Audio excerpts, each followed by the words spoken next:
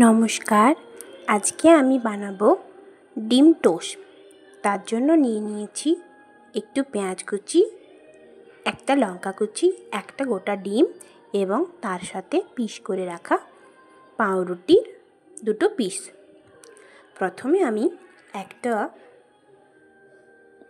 Frying pan নিয়ে নেব, সেটা ওভেনের মধ্যে বসিয়ে সেটাকে গরম হতে দেব। এটা যতক্ষণ গরম হচ্ছে ততক্ষণ আমি ডিমের ব্যাটারটা তৈরি করে নেব। তার জন্য নিয়ে নিয়েছি একটু পেঁয়াজ কুচি, লঙ্কা কুচি এবং সামান্য পরিমাণ নুন। তার মধ্যে আমি ওই ডিমটা ফাটিয়ে দিয়ে দেব। তারপরে এই মিশ্রণটা ভালোভাবে আমি গুলিয়ে নেব। এইদিকে আমার গোলানো হয়ে গেছে আর এইদিকে আমার ওই প্যানটা গরমও হয়ে গেছে। তার মধ্যে দিয়ে দেব ওই দুটো পিস পাউরুটি, দিয়ে দুপাশটা ভালোভাবে সেঁকে নেব।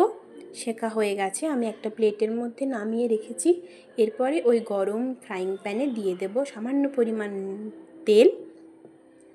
তেলটা গরম হয়ে এলে আমি ওই ফাটিয়ে রাখা ডিমের ব্যাটারটা দিয়ে দেব।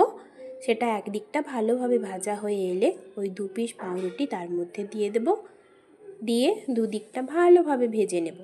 ভাজা হয়ে গেছে, এরপরে আমি একটা প্লেটে নামিয়ে রাখবো। যেহেতু বাচ্চার জন্য বানাচ্ছি সেই জন্য সামান্য পরিমাণ একটু মায়োনিজ এবং একটু টমেটো কেচাপ দিয়ে আমি একটু ডেকোরেশন করে নিয়েছি।